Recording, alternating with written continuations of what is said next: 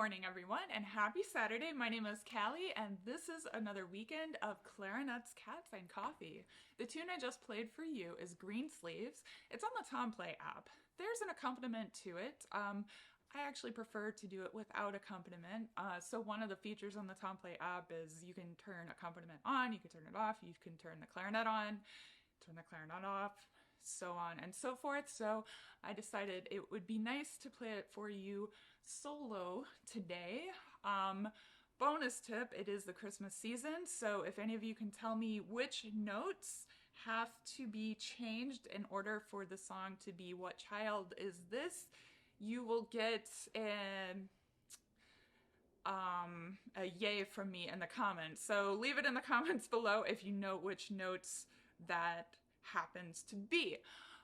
Anyway, the topic of today's video is on clarinet tone, and I often get a lot of questions and comments from students, from patrons, from YouTube viewers about tone. And the main question is, how can I get a warmer sound? How can I get rid of that bright, edgy tone that I'm hearing in my sound? I feel like I'm doing all the right things.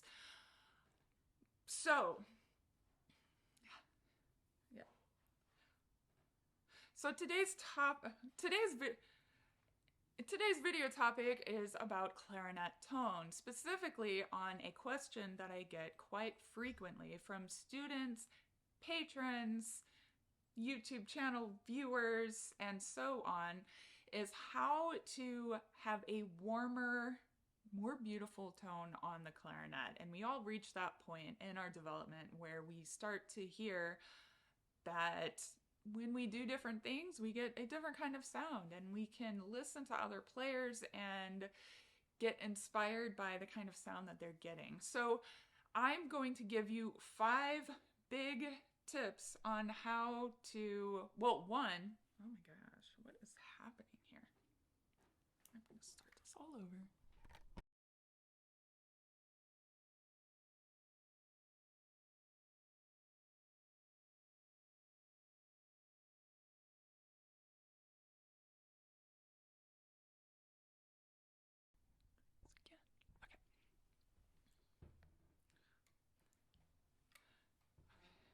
Good morning, everyone, and happy Saturday. My name is Callie, and this is another weekend of clarinets, cats, and coffee. The tune that I just played for you is Green Sleeves, and it's on the TomPlay app, so if you are already a subscriber to the TomPlay app, you can go over there and play it. There's a beautiful accompaniment part there with piano. I prefer to play it solo, so that's what I did for you here today. But one of the features of the app is you can turn the accompaniment on or off while you practice or you play, and that's pretty much it. So today's video topic is on clarinet tone. One of the #1 questions that I am asked from students, patrons, YouTube viewers is how to get a warmer tone on clarinet. Luke says, hello. I appreciate a pretty sound on clarinet because a bright tone hurts my ears. It's yucky. I don't like it. Is that right, buddy? All right, so I'm gonna give you 5 things that you might be doing without realizing it when you're playing that's actually working against you, and ways that you can fix it. So the first thing is embouchure. I know I always talk about embouchure, but it's so important. One kind of embouchure that I think actually has a negative impact on sound, and I know there are many of you out there that do this embouchure, so if you like how you sound and you get the kind of sound you want, that's great. And that is the smile embouchure. So I will get people who come to me and they want a more beautiful sound, and they're pulling their corners back, okay? Now I know there's so much more that goes into the smile embouchure, so that's like a whole thing that I don't know anything about. So I'm kind of really talking about the people who pull their corners back and pinch the reed. So all of the support is right here, and there's no support here on the sides, okay? So it ends up getting this kind of edgy, buzzy sound to it, especially up in the high register, and the low register tends to lack resonance. So the way to fix that actually is to start with your cheeks, okay? So engage your cheeks, make sure you've got a really good seal against your teeth and your gums, kind of like if you eat something sour, it kind of creates that seal. And then your corners, instead of pulling them backwards toward your ears, bring them forward toward the mouthpiece. So you'll hear me talk a lot about ooh muscles in my videos.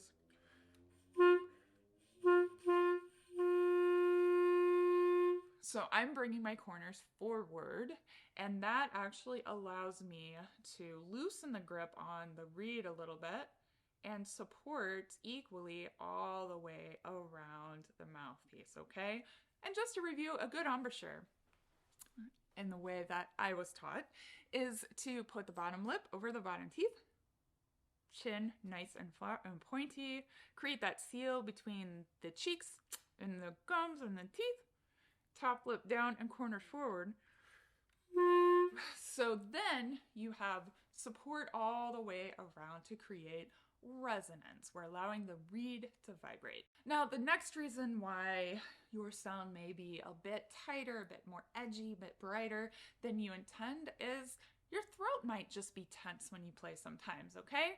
So throat tension is kind of hard to identify when you're the one experiencing it.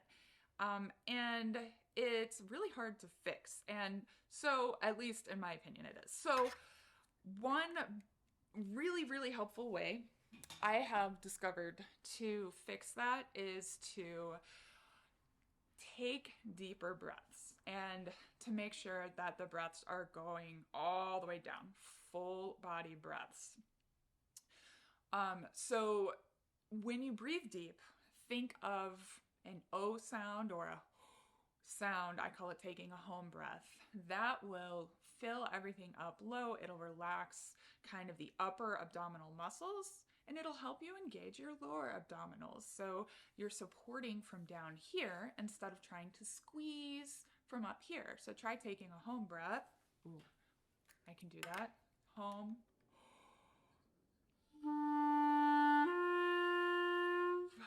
Kind of like that, okay? So you can really feel it low.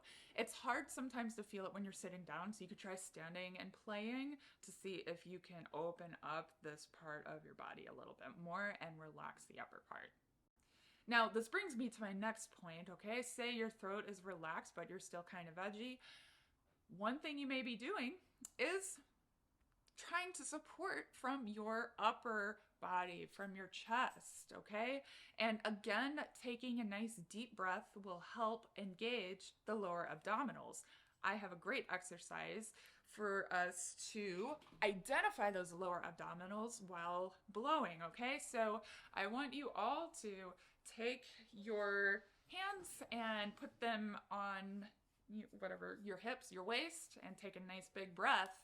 And make sure your thumbs are like, I don't know, kind of squishing in there, because I want you to be able to feel what happens when you whoosh your air out. So you take a deep breath in and you whoosh.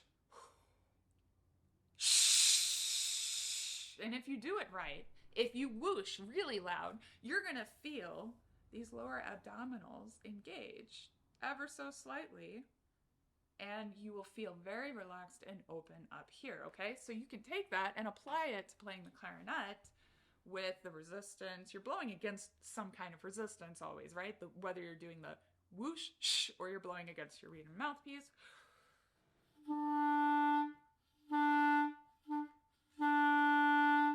So making sure you're breathing deep with an O sound and really letting that wind whoosh out against the resistance of your instrument. All right, so the next thing actually has to do with equipment. Your mouthpiece. So your mouthpiece may be damaged, it may be old, it may not even be the right fit for the kind of sound that you're looking for. So my recommendation is to inspect your mouthpiece every so often, especially if you feel like it's hard to find good reeds. And if you're really attached to your mouthpiece, maybe it's old and they don't make it anymore, maybe find a mouthpiece craftsperson to reface it for you, or at the very least, clean it out. Now, when mouthpieces get really old, the tip of the mouthpiece can wear down, even if you take great care of it and there are no scratches or dings or marks or damage to it. To your knowledge, the tip of the mouthpiece can wear down. And so that can create that thin, sort of edgy, bright sound. So refacing an old mouthpiece that has been well cared for could be a good option for you. I'm always a big fan of just getting a new mouthpiece because I personally don't want to become so accustomed to playing on this one special mouthpiece that this one special craft person made 50 years ago that they aren't making anymore. What if I mean, I'm really clumsy, so like I will drop things and break things. I've broken many mouthpieces in my life, sadly. And so if they don't make them anymore, then I am SOL. So I like to stick with brands like Van Doren.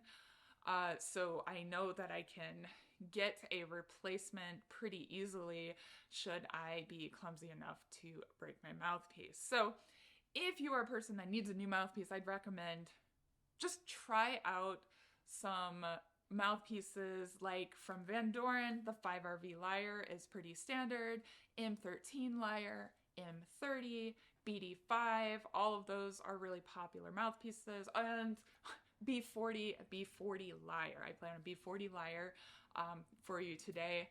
And this brings me to my last tip here, and that is reeds. So say you're doing all these other things correctly, you've got a great mouthpiece, but you're still finding that edgy, buzzy sound. Your reed may not actually be the right fit for your mouthpiece. So my first tip is to go to the recommendation of the manufacturer of the mouthpiece. So if you've got a Van Doren mouthpiece, 5RV Lyre, and you go to the website, you'll find that they usually recommend like threes, I think, threes, 3.5s for the mouthpiece. So I would start there. Now, if you are using the manufacturer's recommended reed for your mouthpiece and it still doesn't quite have the sound you want, you should try different types of reeds or even go up half a strength. Now, I know a lot of us out there, a lot of folks out there don't want to play on reeds too hard. I don't want to play on reeds too hard either, but there is a balance that we need to achieve between the amount of air that we use and the amount of resistance that we're blowing against, okay? If there's not enough resistance, it's going to cause us to build up tension in the wrong places to compensate for that lack of resistance. Likewise, if your reed is too hard, you're going to compensate with tension in other ways as well. So what you want is to achieve a balance between the two. And what I like to do is I like to make sure I am breathing correctly, making my good embouchure, correct high tongue position, and I should be able to make a good embouchure